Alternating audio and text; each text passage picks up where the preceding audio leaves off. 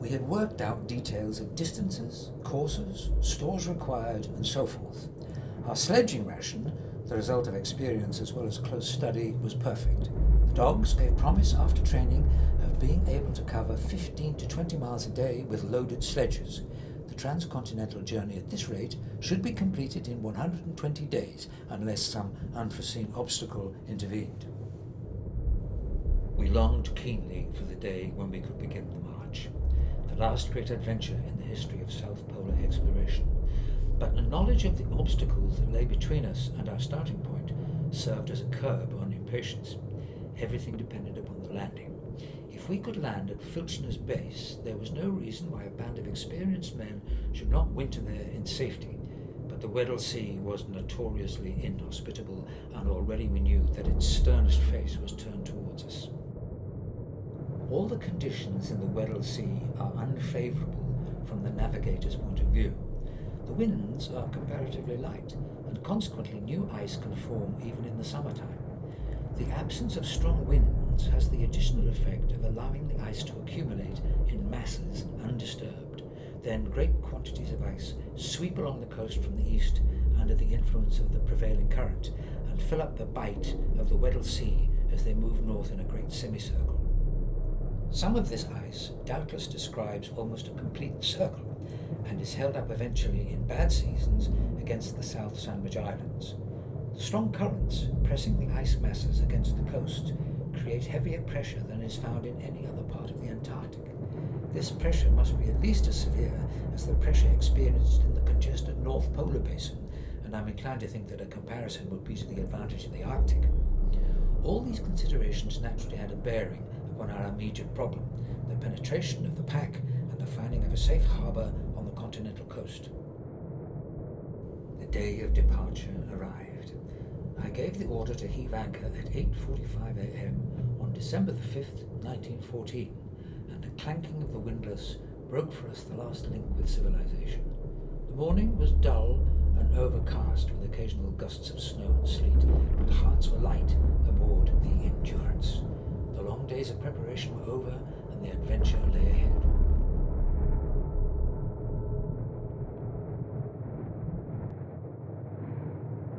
The conditions became harder on December the 14th.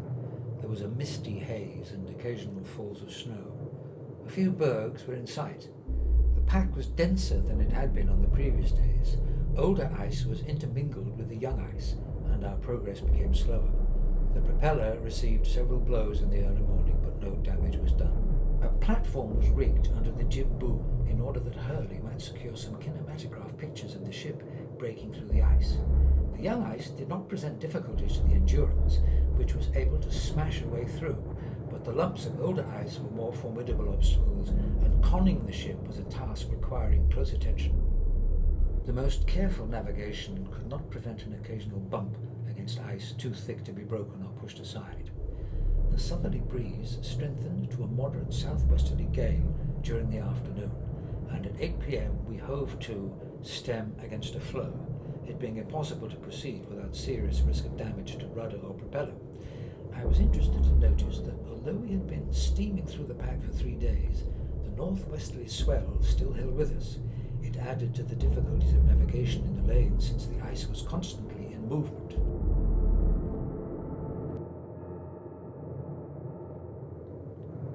Mirages were frequent.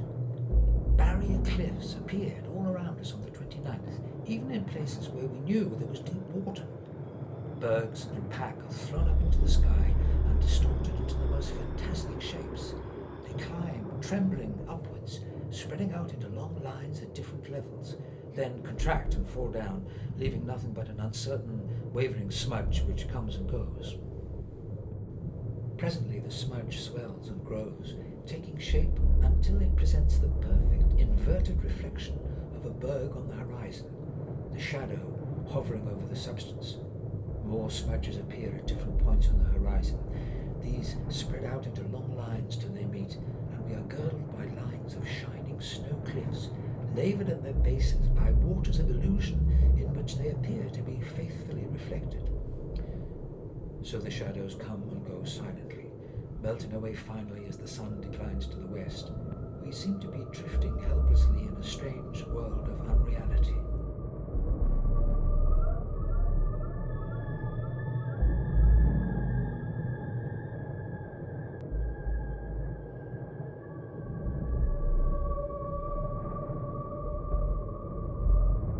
After long months of ceaseless anxiety and strain, after times when hope beat high and times when the outlook was black indeed, the end of the endurance has come.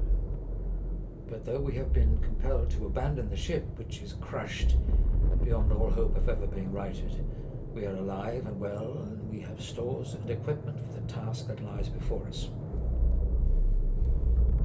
The task is to reach land with all the members of the expedition. It is hard to write what I feel. To a sailor, his ship is more than a floating home, and in the Endurance I had centered ambitions, hopes, and desires. Now straining and groaning, her timbers cracking and her wounds gaping, she is slowly giving up her sentient life at the very outset of her career. She is crushed and abandoned after drifting more than 570 miles in a northwesterly direction during the 281 days since she became locked in the ice. The distance from the point where she became beset to the place where she now rests, mortally hurt in the grip of the floes, is 573 miles, but the total drift through all observed positions has been 1,186 miles, and probably we actually covered more than 1,500 miles. We are now 346 miles from Paulet Island, the nearest point where there is any possibility of finding food and shelter. A small hut built there by the Swedish expedition in 1902 is filled with stores left by the Argentine relief ship. I know all about these stores, for I purchased them in London on behalf of the Argentine government when they asked me to equip the relief expedition. The distance to the nearest barrier west of us is about 180 miles, but a party going there would still be about 360 miles from Paulet Island, and there would be no means of sustaining life on the barrier. We could not take from here food enough for the whole journey. The weight would be too great. This morning, our last on the ship, the weather was clear, with a gentle south-southeasterly to south-southwesterly breeze. From the crow's nest, there was no sign of land of any sort.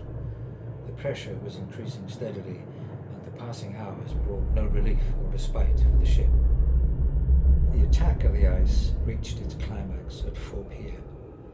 The ship was hove stern up by the pressure, and the driving floe, moving laterally across the stern, split the rudder and tore out the rudder post and stern post. Then, while we watched, the ice loosened and the Endurance sank a little. The decks were breaking upwards and the water was pouring in below. Again the pressure began, and at 5 p.m. I ordered all hands onto the ice. The twisting, grinding floes were working their will at last on the ship. It was a sickening sensation to feel the decks breaking up under one's feet, the great beams bending and then snapping with a noise like heavy gunfire. The water was overmastering the pumps, and to avoid an explosion when it reached the boilers, I had to give orders for the fires to be drawn and the steam let down. The plans for abandoning the ship in case of emergency had been made well in advance, and men and dogs descended to the floe and made their way to the comparative safety of an unbroken portion of the floe without a hitch. Just before leaving, I looked down the engine room skylight as I stood on the quivering deck and saw the engines dropping sideways as the stays and bed plates gave way. I cannot describe the impression of relentless destruction that was forced upon me as I looked down and around. The floes, with the force of millions of tons of moving ice behind them, were simply annihilating the ship.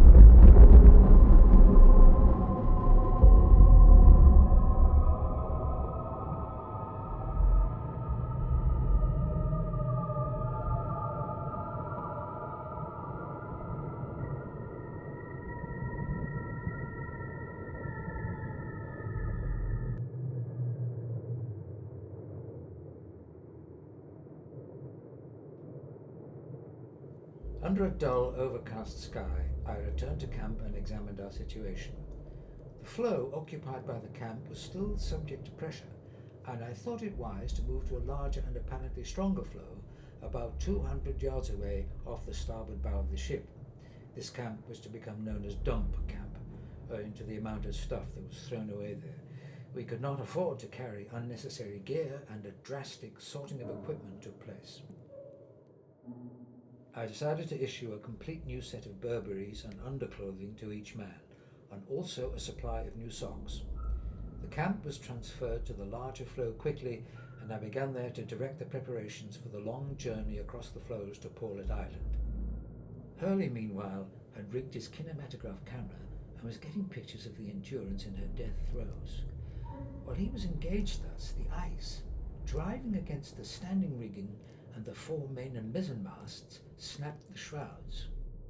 The foretop and top-gallant mast came down with a run and hung in wreckage on the foremast with a 4-yard vertical. The main mast followed immediately, snapping off about 10 foot above the main deck. The crow's nest fell within 10 feet of where Hurley stood turning the handle of his camera, but he did not stop the machine, and so secured a unique though sad picture. The issue of clothing was quickly accomplished. Sleeping bags were required also. We had 18 fur bags, and it was necessary therefore to issue 10 of the Jaeger woolen bags in order to provide for the 28 men of the party. The woolen bags were lighter and less warm than the reindeer bags, and so each man who received one of them was allowed also a reindeer skin to lie upon. It seemed fair to distribute the fur bags by lot, but some of us older hands did not join in the lottery. We thought we could do quite as well with the Jaegers as with the furs. With quick dispatch, the clothing was apportioned, and then we turned one of the boats on its side and supported it with 2 broken oars to make a lee for the galley. The cook got the blubber stove going, and a little later, when I was sitting round the corner of the stove, I heard one man say, "Cook, I like my tea strong." Another joined in, "Cook, I like mine weak."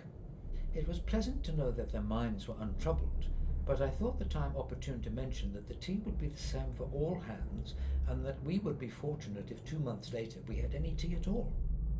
It occurred to me at the time that the incident had psychological interest. Here were men, their home crushed, the camp pitched on unstable floes, and their chance of reaching safety apparently remote, calmly attending to the details of existence and giving their attention to such trifles as the strength of a brew of tea.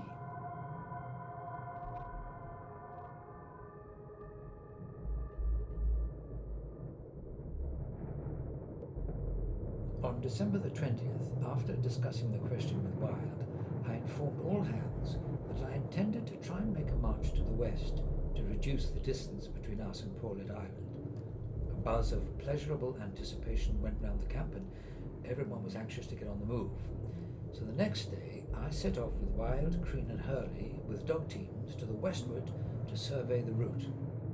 After travelling about 7 miles, we mounted a small berg, and there, as far as we could see, stretched a series of immense flat floes from half a mile to a mile across, separated from each other by pressure ridges, which seemed easily negotiable with pick and shovel. The only place that appeared likely to be formidable was a very much cracked-up area between the old floe that we were on and the first of the series of young flat floes about half a mile away. December the 22nd was therefore kept as Christmas Day, and most of our small remaining stock of luxuries was consumed at the Christmas feast. We could not carry it all with us, so for the last time for 8 months we had a really good meal, as much as we could eat. Anchovies in oil, baked beans and jugged hare made a glorious mixture such as we have not dreamt of since our school days. Everybody was working at high pressure, packing and repacking sledges and stowing what provisions we were going to take with us in the various sacks and boxes. As I looked around at the eager faces of the men, I could not but hope that this time the fates would be kinder to us than in our last attempt to march across the ice to safety.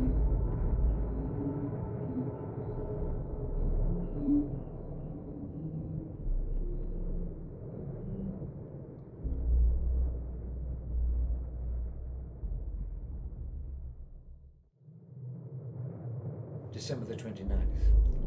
After a further reconnaissance, the ice ahead proved quite unnegotiable, so at 8:30 p.m. last night, to the intense disappointment of all, instead of forging ahead, we had to retire half a mile so as to get on a stronger flow, and by 10 p.m. we had camped and all hands turned in again. The extra sleep was much needed, however disheartening the check may be. During the night, a crack formed right across the flow, so we hurriedly shifted to a strong old flow about a mile and a half to the east of our present position. The ice all around was now too broken and soft to sledge over, and yet there was not sufficient open water to allow us to launch the boats with any degree of safety.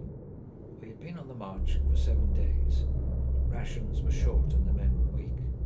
They were worn out with the hard pulling over soft surfaces, and our stock of sledging food was very small.